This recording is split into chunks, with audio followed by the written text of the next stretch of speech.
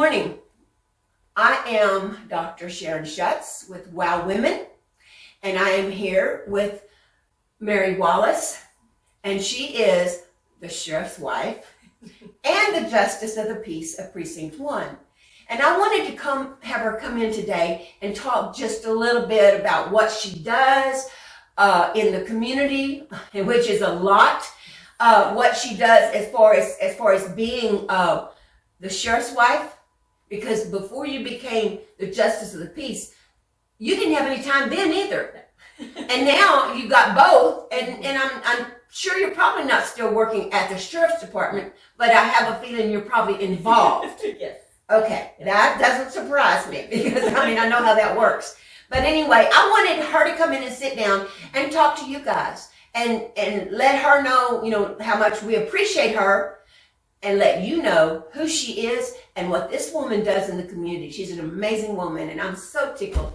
Thank you for coming in. Here. Yes. All right. Thank you for inviting me. I have some questions here, and they are buried in the thingy went down. So let me get back up. All right. Okay, you can come down now. Oh, see, this is the kind of stuff I cut out. Yeah. Anyway. Oh, you are so gonna get it. All right.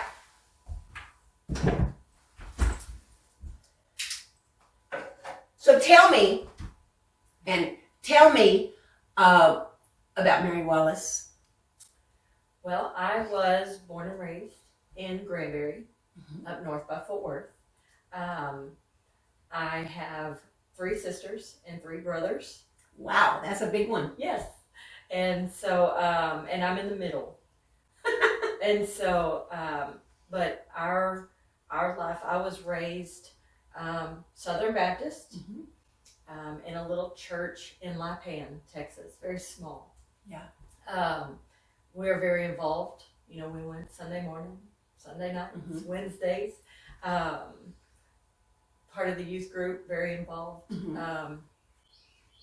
It's always been a part of my life. Right. I feel like I've always known Jesus, always had a relationship with him. My parents were very involved with the church. Started a very solid foundation, I think, with all of us. Do you, this is going to sound like a strange question, but do you remember the day, the moment that you gave your heart to Jesus? I remember where and when we had a youth group, we did Disciple Now. And so I remember being, I was in 7th grade and went to a Disciple Now weekend that was hosted at one of, the ladies in our church that was involved with the youth group. And I remember giving my heart to Jesus and accepting him as my personal Lord and Savior. And then once that was all over with, we did the baptism and everything. Yeah. And then from then on. Well, the reason I asked that was because my kids were raised in church. Catherine, my daughter, was born on a Wednesday night, and we were in church on Sunday morning. Okay, that's all they ever knew. And so it's hard for them to even remember when they got saved. They just always knew that Jesus was their Savior. Right. And I mean, truly. But I was curious if that's what I don't remember the day. You know what I'm saying? I don't know what time or anything like that, but I do remember it was at that event. Yeah. That's awesome. What about where do you guys go to church now? We go to fellowship in Huntsville. CF Hazelwood is our pastor, and so when Woody was younger, he had went to church when CF preached at a smaller church, and so we go over there. The kids are involved. Yeah, Grayson is involved over there. Now Grayson goes to a church here in Trinity on Wednesday nights for Awanas, and Woody's mom, Linda, Mimi, used to take all the kids to Awanas there, and so Grayson goes over there to the Awanas. That's good program. Yeah, and so he loves it. I tell you, we're really blessed in Trinity County. Yes. But we have some really good churches here, and good pastors. Good people. Absolutely. Yes. And I was telling you earlier, I love the fact that we can be Christians and we don't have to hide our feelings. We don't have to protect ourselves. Oh yeah, on Facebook, but not everybody does. That's horrible. But in our real world, we can be who God wants us to be. Yes. And that's exciting, because I'm gonna be honest. One thing I love about your husband is that he will stand up for what's right, and he's like, my county is gonna.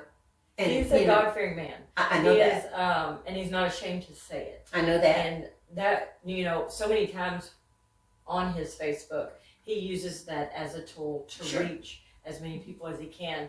And so I know one of the not first times, but one of the times that he had posted something that was spiritual or Christian or what he believed, he was under attack.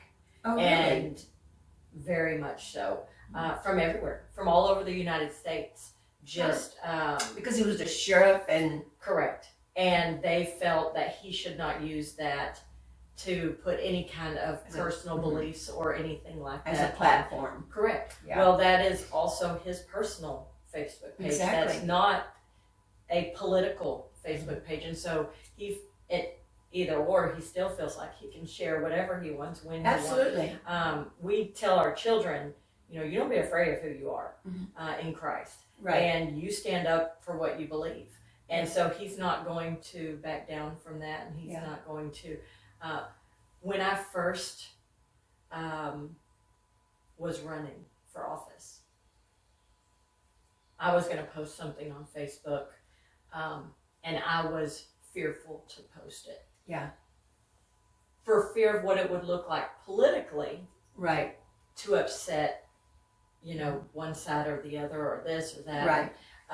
And he said, no, when it comes to Jesus, we don't worry about what anyone else thinks. If they don't vote for us because we put something out, then we didn't need that vote anyway. Exactly. Okay. And so from then on, as far as our political life versus our Christian walk, we're going to stand up and say who we are and be bold in that. And then as far as the political side, it is what it is. You know what? Yeah, it's very, very sad that we live in a time, because in America, there's all these discussion about whether we were a Christian country's beginning or whether it was paganism, and it was a lot of both. But the thing is, we're living in a moment of time that we've talked about forever. The thing is, the end times are here. Now, do I believe that we're going to be taken out of here tomorrow? No, I do not. But I do know that we will be going home before long. And I long for that. When I think about heaven, I think about that's home. I didn't always do that. This is temporary.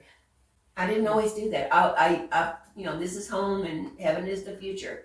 But I'm looking forward to that. And I think our flesh is selfish. Of course. And so I want to stay here and share my time with, my loved ones and my family and this and that. But, to be in front of him.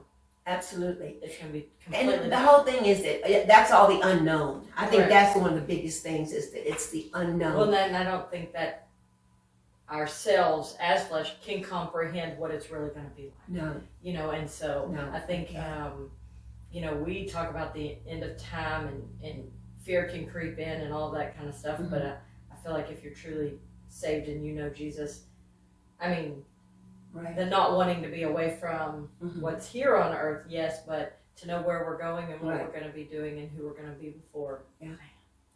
I tell you what, it is so awesome to live in this time, even though it's a frightening time. And if you're a deep Bible studier or you study eschatology and you're into this, there are many people that are really into the eschatology, that study the end times. And I used to be. But I have a feeling it's going to be a whole lot different than we do. First time Jesus came, he surprised them. And I think the next time he comes, he's going to kind of shake a bunch of people up that think they've got all the answers. But the truth is, I love the fact that he trusted us enough to be born in this season, in this time. and there will come a time in our lifetime, maybe not mine. I mean, I'm moving on, you know, but there will be in our lifetime, if not in our children and our grandchildren's lifetime.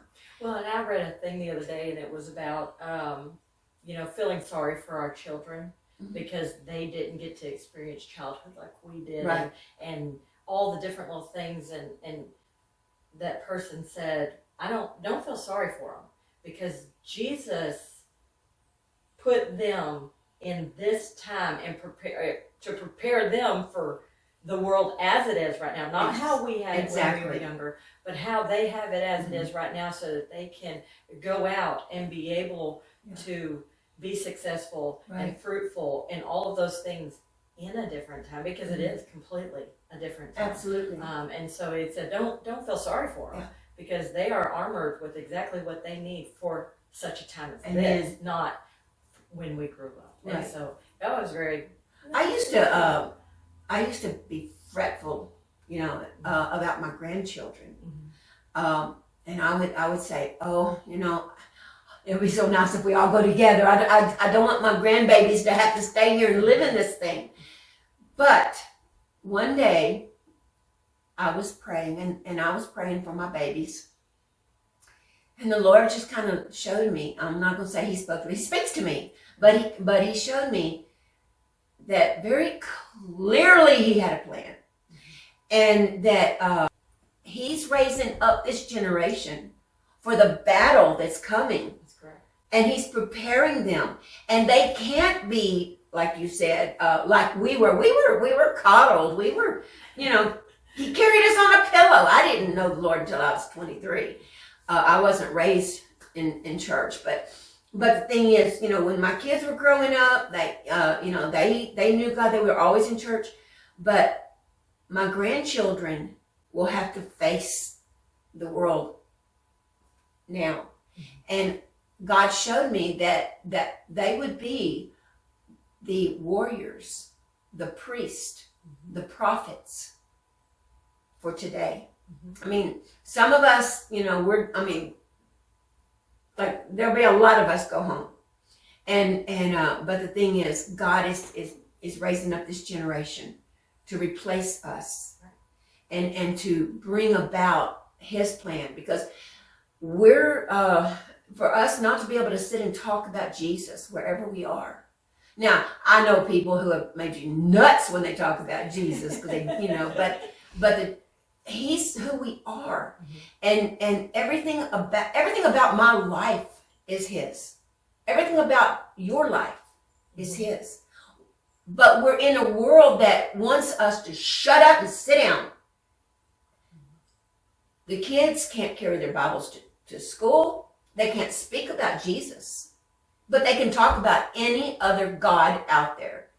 And these gods, and all the different religions have their own gods. And they're in the schools, they're in the world, they're everywhere. Ashtaroth is the fertility god, the god that came in the 60s and brought the sexual revolution and changed America so much and helped take prayer out of school and all these things.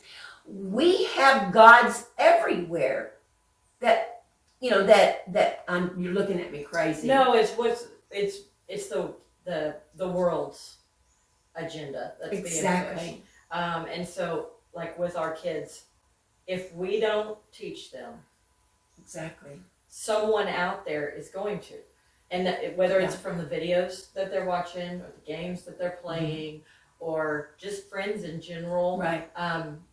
Being brought up in different livelihoods, we firmly tell our kids, there's one God, right?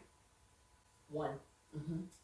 And we tell them who he is. Right. We don't preach at them, but we try to teach them. Exactly. We try to live our lives the way we should. And I'm not saying we're perfect. No. By any means. Because we're not. Yeah. We fail every day. And that's also what we teach our kids. Right. God is a merciful God. He is a graceful God. Forgiveness. Because I need it daily. I need it hourly. You know what I mean? And Right. we try to teach the kids, you know, you're gonna sin. Mhm. It's gonna naturally happen. Right. You were born into sin. Mhm. You will That always is so true. sin. But the fact that we can tell them that God died for our sins Mhm. and He rose again. So Grayson is 4, and you know we're teaching him. And with my job, I have to go on inquests and go out on deaths, and Right. they're never convenient. I had Grayson with me when I've had to go to Oh, some, and then wow. I have to explain to him, you know. Mhm. So one of the first things, I said, well, baby, they were older and they passed away. So then he had to understand, when you get old, you pass away. Right. So then that conversation opened up a door of, going to see Jesus and going to heaven and all these things. Well, then he had to figure out what old was. Yeah. Well, then we had to figure out, well, it's not necessarily just old, and Yeah. I mean, it's hard explaining to a 4-year-old about death. Have you had to take him to anything other than an older person? No, Yeah. he hasn't experienced anything Yeah. younger. It's mainly, been older, Right. and so that's also, we're trying to tell him, when it's Right. your time and God says it's time for you to come home, then that's Yeah. what it is. And so, but also teaching him about Jesus dying for our sins. Mhm. He thinks death is, you're dead. Mhm. And they say, okay, well, but if you know Jesus and you have him in your heart and you have a personal relationship with Right. him, then you go to heaven. Right. And so then we had to explain Jesus dying, and then now he lives in heaven. Right. And so that's where we're going to go. It's amazing. So he cried for about a week because God was dead. And Bless his heart. Okay, but yes, he was. Yes. But then he rose again. So then we're trying to explain all Yeah. that. So then now he says, Mommy, I'm happy.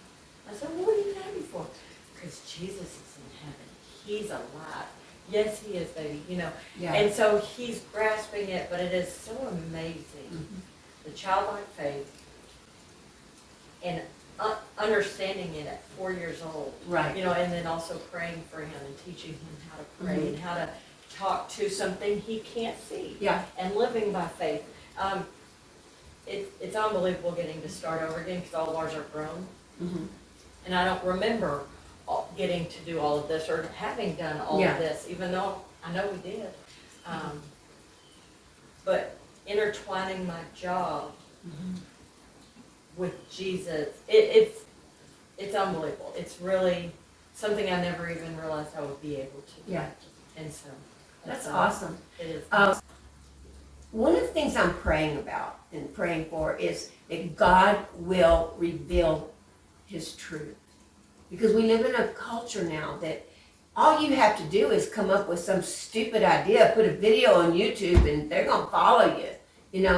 And I see so much stuff that is so wrong. And it just breaks my heart, it just absolutely breaks my heart, and it grieves me for our children. Right. When my kids were growing up, one of the things, now we were pastors all their lives, and so, but one of the things that we did, when I was pastored I pastored our first church, and then Michael pastored most of the rest of them until he went home. But he was a senior pastor. But one of the things that we had an little evangelist, and his little bride came and did a revival, and that was an adventure itself. But while they were there, they stayed with us for the several days, and this is actually before I was still in school. I hadn't completed my bachelor's at that point, and I didn't have any idea that I would go into counseling. But this girl had been molested by her father, who was a pastor, all her life. And they were both so just absolutely stressed and, and whatever. And if you've ever dealt with that, and counseling with, it's mind blowing. But so many pastors and so many religious leaders are one thing at home and another thing at church. And that's what, with my kids, Michael and I made the decision, and it was very early on, we made the decision that when my kids saw us, they saw the same person we were at church, whether we were pastoring or not. And that's so important today, because there's so much of that. The pressure is driving pastors to drinking and even doing drugs and things. And it's awesome to see, and it's necessary to see parents that teach their kids, but they live it. Yes. And they don't have to, they're not confused by this, which mom is here, The only difference between us at work and us at home is we don't bring work home. That's the only difference. Woody and I don't talk about work at home, and that's it's not been a rule, but it's just something that he's done. Mm-hmm. That's smart. Since we started dating. Yeah. He has to deal with the public all day, every day. He has to do cases that aren't necessarily fun, and all of that kind of stuff. And so when we come home, he doesn't want to talk about those things. Right. He doesn't want to bring that home. And so we just kind of have a mutual agreement that when we walk through those doors, this is home. And so we just don't talk about those things. Grayson still, wants to play cop. Dad, did you get any bad guys? And all that kind of stuff. Yeah. And he wants to know because he's curious and all that. And, and Woody will entertain him for a minute, but then that's it. Right. Because we want our house to be our sanctuary, and where we can come and be peaceful and shut out all of the bad and the world. Yeah. We don't want to bring that in No. in our home, And so, and we hopefully Grayson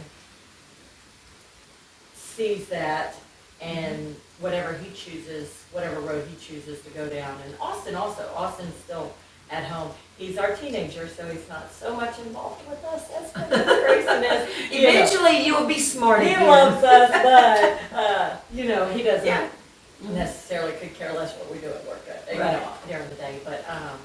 But Grayson is still kind of curious. And Yeah. so Well, Woody wants him to know what we do, and he teaches him about the things that we do and the bad things that he sees or hears about and all that, but not necessarily that we have to go home and that we always talk about. And so I love that part of our home, but as far as being one thing out there and being what we are at home, that's pretty much the same.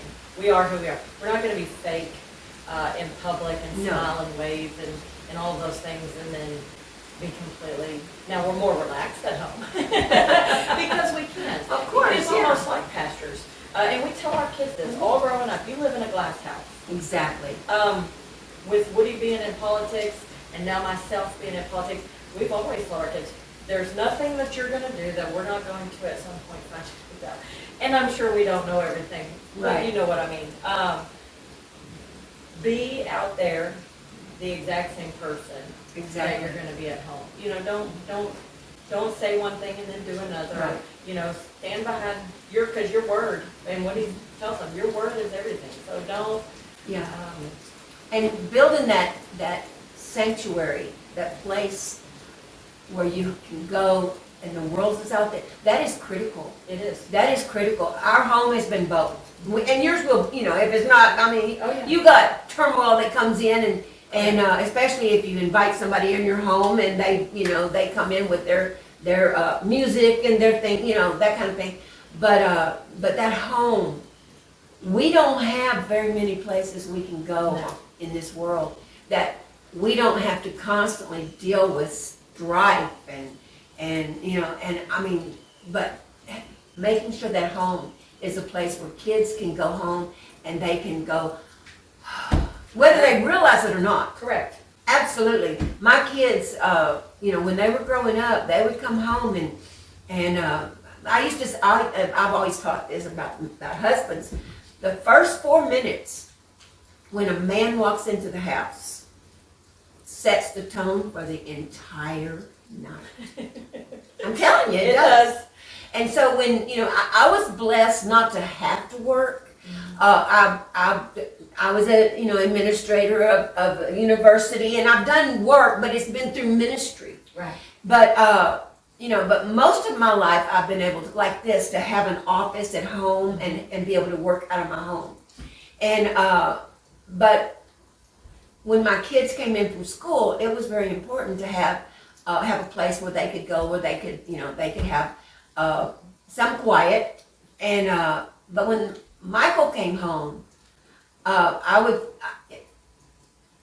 it took me a while to learn, a long time.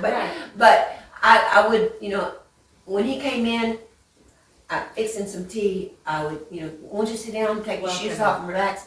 And it didn't hit him when he came in the door that the garbage disposal was messed up again, and that dog. And the kids are driving me Oh, crazy. they're driving me crazy. Yes. Yeah. But our goal was to have that peace and that, that place where we could go and have sanctuary. And we could go, and find God. It's hard to find God in a bunch of noise. That's And a right. bunch of confusion. Mhm. And we live in a world of confusion. And I mean, we keep our Facebook up, we keep our TV on, and I'm keep mine on YouTube sometimes. And it's awesome. It makes a big difference. I want to ask you though, in your job. Tell me about your job. Other than I know that you're a justice of the peace, so you have court. Yes. I know that you do inquest, and that's a hard one. But tell me about it. Tell me how as a Christian woman. But tell me about your job and how all that flows together. So I was actually very blessed whenever I came into office because the previous judge who Danny Martin Mhm. was in office. He ran for county judge. Right. And so when he was leaving to go to county judge, his clerk went with him. And so I was fearful of, I'm getting into office. I have, Yeah. I know what I'm doing, but I don't know what I'm doing. Right. And so I'm going to be by myself. Yeah, have and to not having figure all somebody this in out. there that already knows Correct. the office. Yes, Yeah. and so with that position being open, so Lawrence Adamic is my constable for Precinct 1. He is also my bailiff. And his wife, Linda, had retired from TDC and was just going to look for something just part-time. Mhm. And I said, so they came to me and said, I think she's interested. Would that be something you're interested in? And I said, yeah, absolutely. Yeah. And I didn't know her, but I thought, wonderful. She can spend some time training before the 2 Right. months before I took office. And so we would at least be able to know enough to get us going. Right. And so Lisa had trained her up. So when I got into office, I had met Linda by then. And so we kind of started to get to know each other, how each other, worked and pieced together. And the first thing that I found out was, I'm a Christian. Linda said, I love the Lord. I love Jesus. We're going to have some Jesus up in here. And that is how it's going to be. That is awesome. And I said, okay, I'm okay with that. That's wonderful. Yeah. I needed that. And in all honesty, God knew I needed that. Right. Because coming from the sheriff's office, Mhm. you have to figure out how to differentiate the two, how to separate yourself from that, because it's completely different.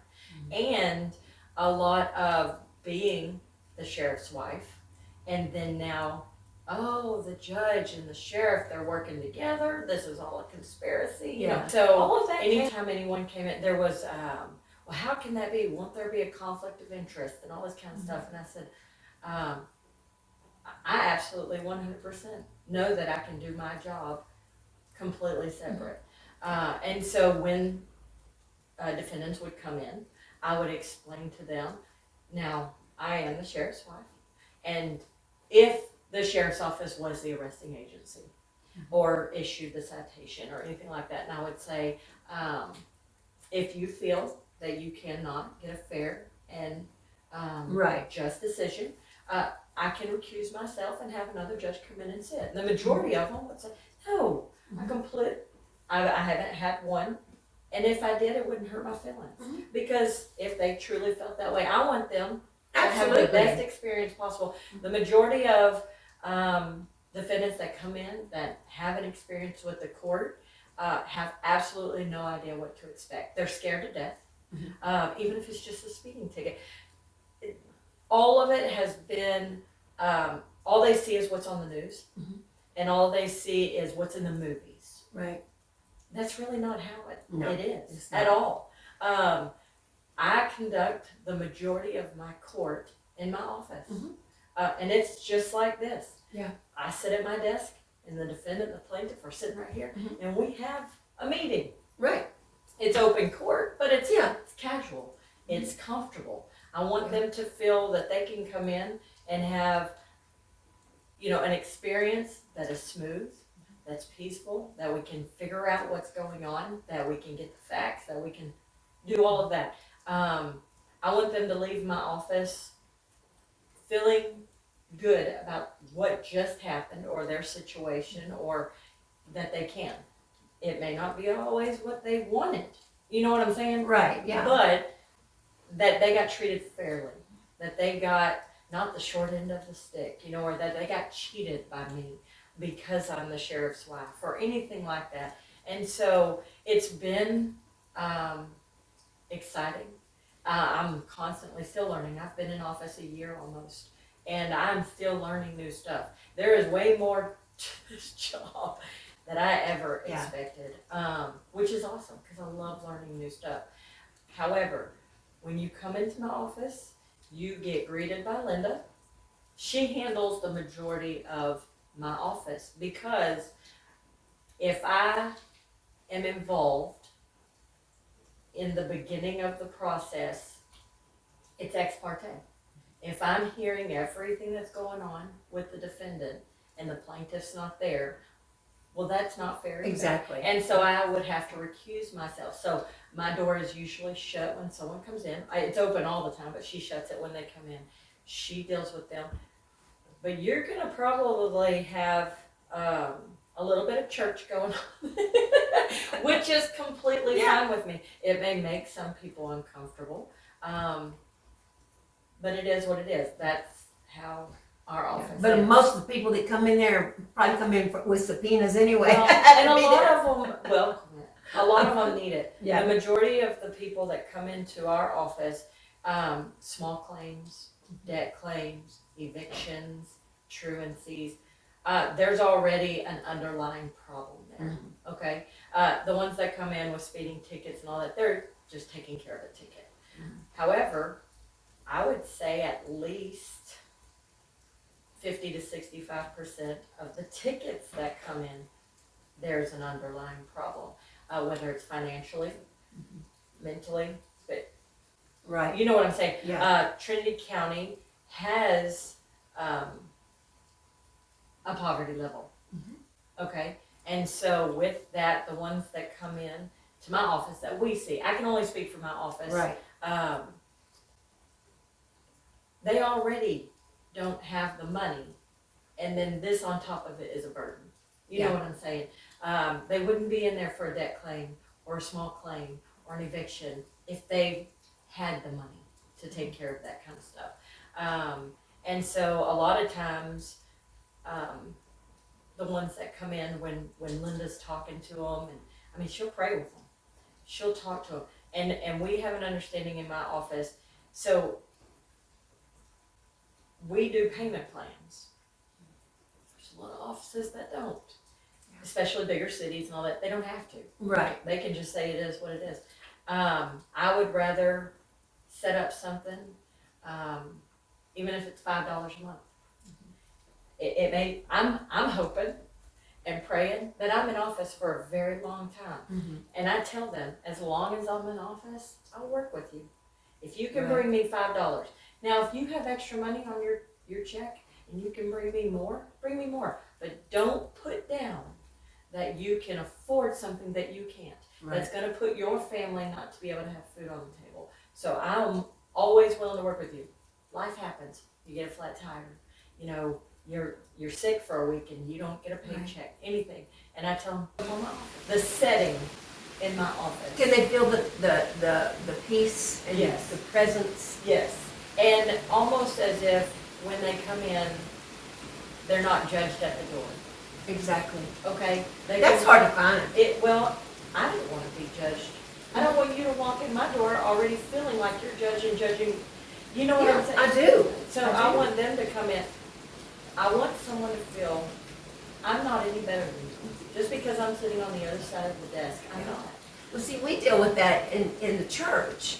People come in and, and they've been judged by a lot of places and probably a lot of churches. Correct. And so, you got to give people the ability to be who they are Right. and let them trust you. Mm-hmm. And so that's what it sounds like you're doing. You're Most of the time, they just want to be heard. Mhm. They just really just want somebody to talk to and just explain, even if they know they're wrong, even if they know they're guilty, even if they know that at the end of when they walk out, that is going to be the judgment and this and that, and they Right. owe the money. They just want to talk to somebody. Yeah. They just Right. want to tell their side of the story. Whether it's right or wrong, they still just want to be heard. right. And so to give them a place where they can do that, it helps. It helps. That's awesome. You're the only woman judge that we have, and since I've been in Trinity County, the only one that's been here, and it tickles me to see women moving into these places, but I, as a woman, we have that softer side, and. I've been in pastorate for 37 years. And, I know what it is to be a woman working in a man's world. And especially in the ministry, because now it's easier today. Right. But when I started, there were, my pastor that I got called to preach under was a woman. And she had the tomatoes thrown at her. She had the ugly booing from the people and stuff. I didn't experience that, but I did experience, I believe in women preachers, just not in my church. Yeah. And that was a real struggle for some of us starting out, especially because you're required to preach so many times and whatever. But I love seeing women move into these places. But it's not a power trip, and I you can see that it's a woman who has that heart for people. Well, and wherever we serve, I would hope that if I saw someone, out and about, that they wouldn't feel like they couldn't say hi or even talk to me, right? Because I'm a judge. It's just a title. Justice Exactly. of the peace is just a title. I'm still me. Yeah. I'm still, when I'm out there, I'm still just Grayson's mom. I'm still just Sure, Woody's wife. I understand You know what I'm exactly what saying? you're saying. But it is also very humbling Mhm. having my position. Right. I have found myself that people depend on me, which is an honor.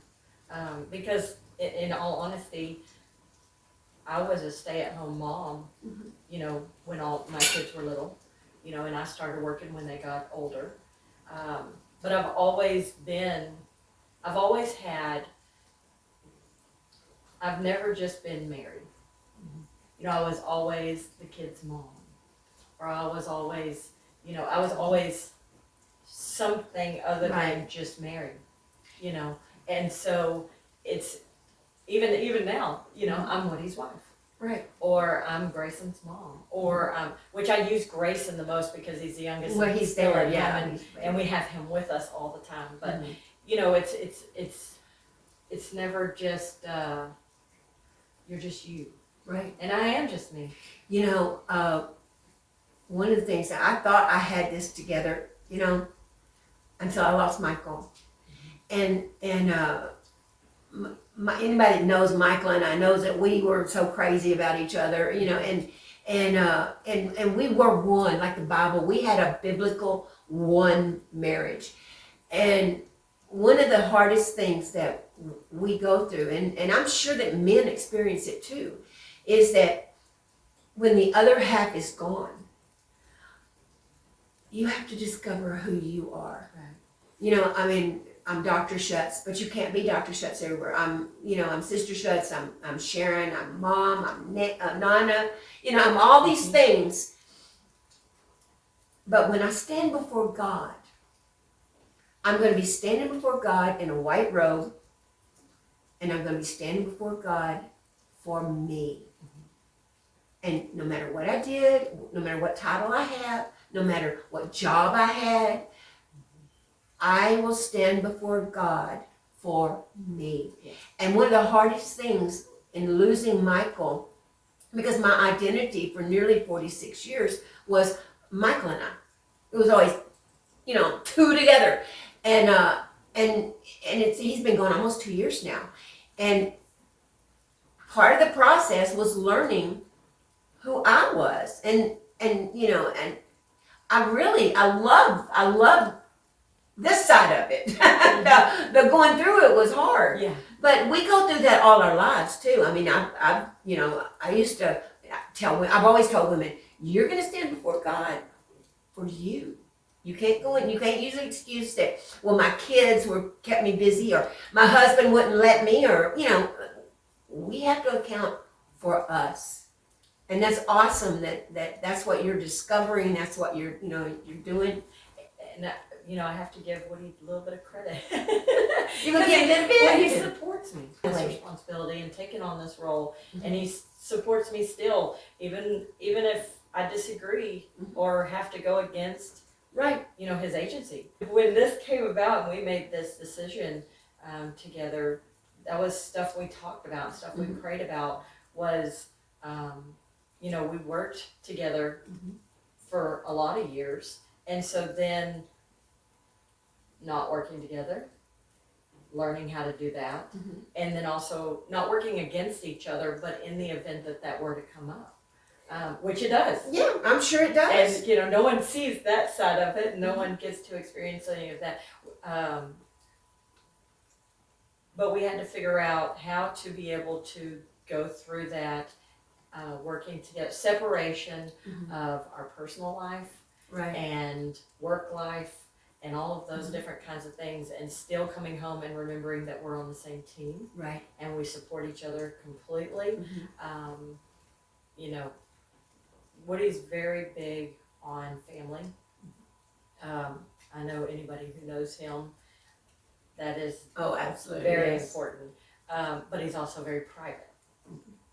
He likes that to be, and with the roles that we are in and the decisions that we have to make and the arresting Right. and all that kind of stuff, that opens up our personal lives to a whole different, you know what I'm saying? I do. And so the majority of people in Trinity County and outside Trinity County that know us don't really know us, Right. because we don't put a whole lot out there Exactly.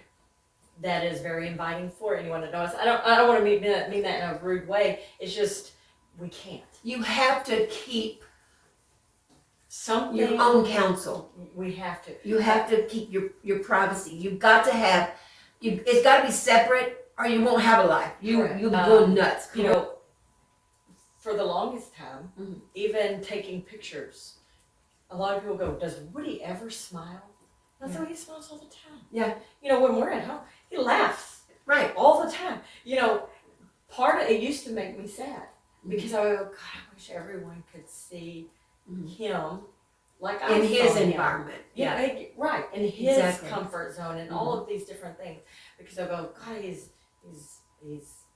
so out, but he has to be. Well, Woody, not only professionally, he's got a temperament that and that's what I do, temperament therapy, and his temperament is one that is very private, and he's not going to show himself to very many people. No. I don't care what his job.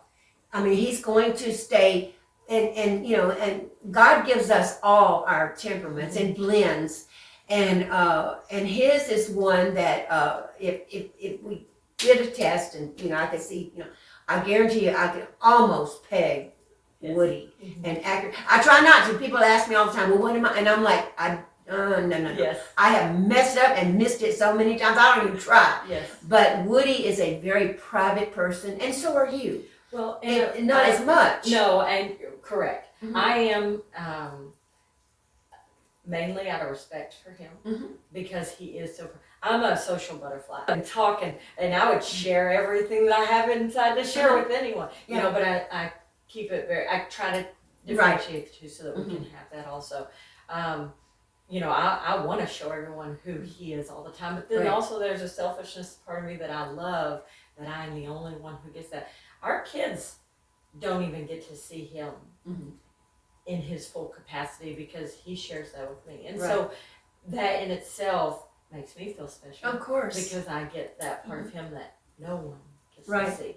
And so, and in a godly way also. You know, he'll pray for food, you know, in front of people, and he does all of this kind of stuff. But, you know, I get to hear his intimate prayers, and I get to watch him go into the throne room and be on his face and plead out for our children. And I mean, he goes to battle. Yeah.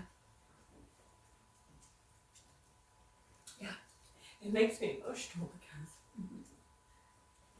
I know the kind of godly man that he is.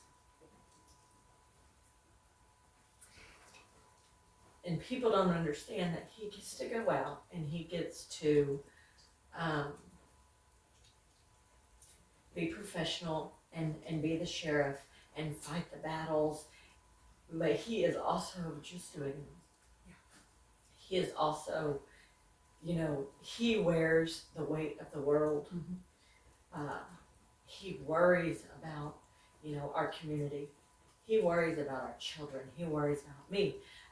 You know, I can go to the store and he just, you know, be careful, be very careful, you know, all those different things. But I think with our jobs, people forget that we are regular.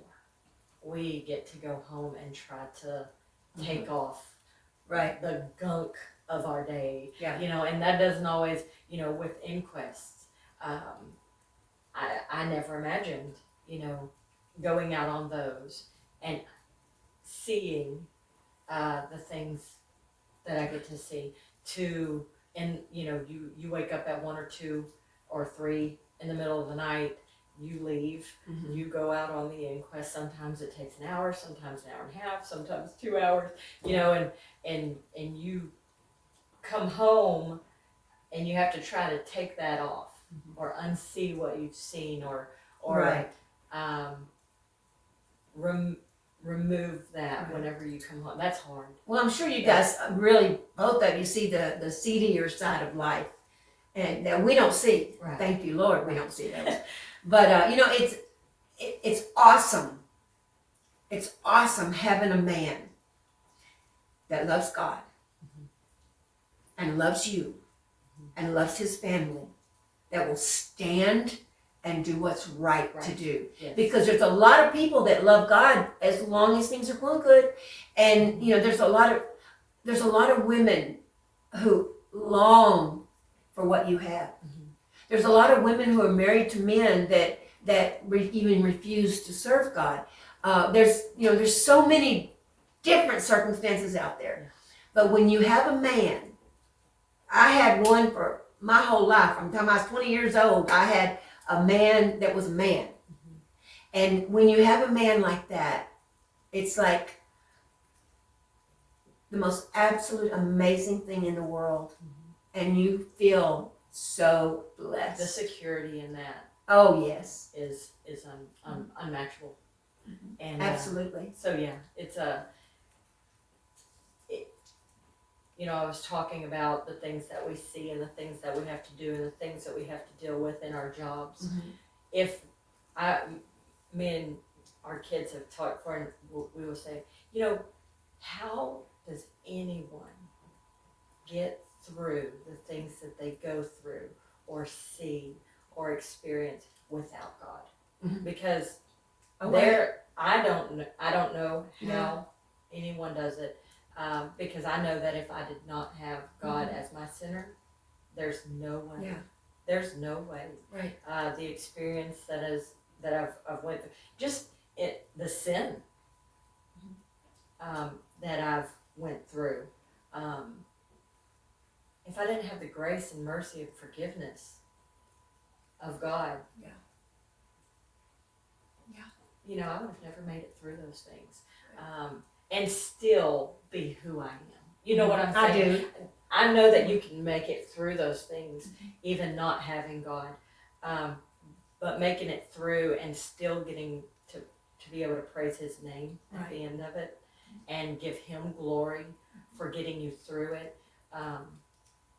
And the strength that you gain Absolutely. for having. Absolutely. My kids used to, say, "Mom, why do you let those people?" Because when you're a pastor, you get kicked around a lot, and your kids get kicked even harder. Even harder.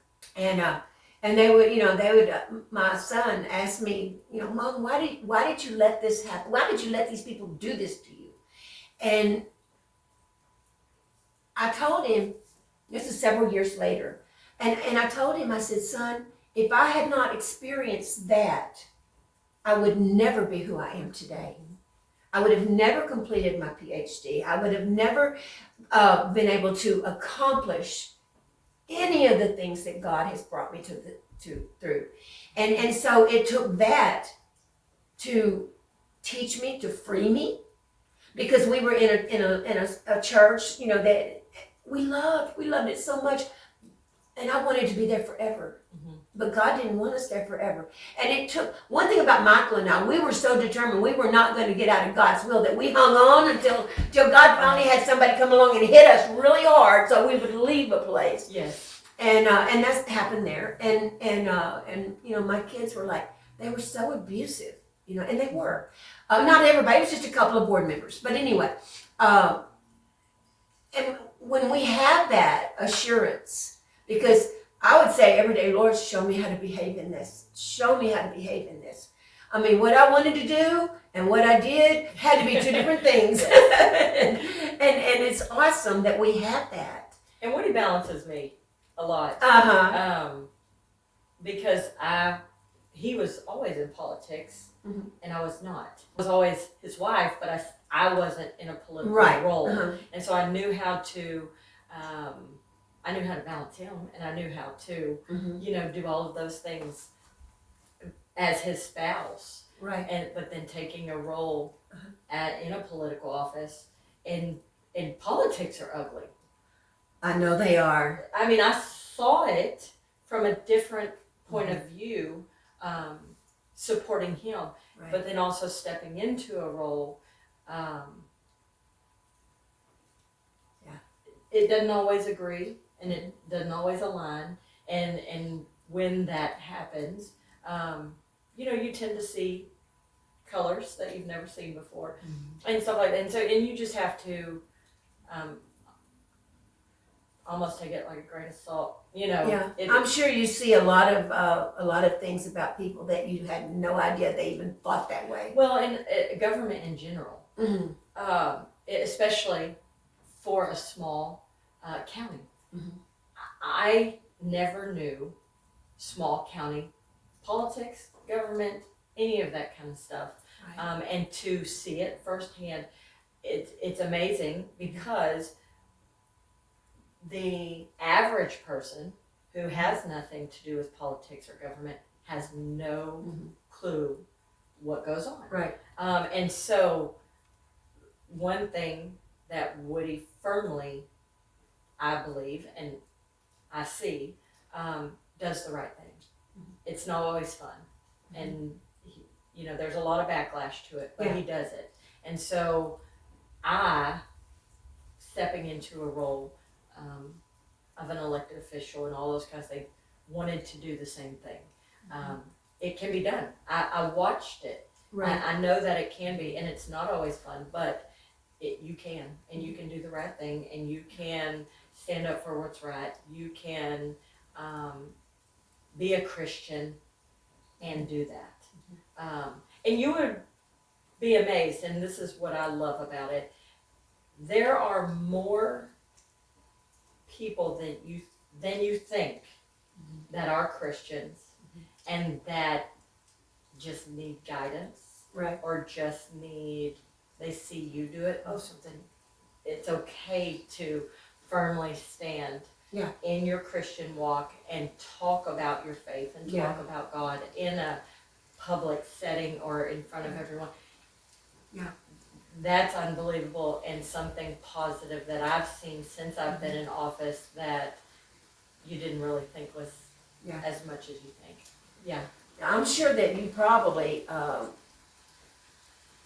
after having taken office and served in it for as long as you have, which is, I'm sure you probably have had a lot of experiences that you had no idea that were going to cross your desk. Yes. Because we all have these preconceived ideas, or whatever it may be. But there's always a whole lot of added fun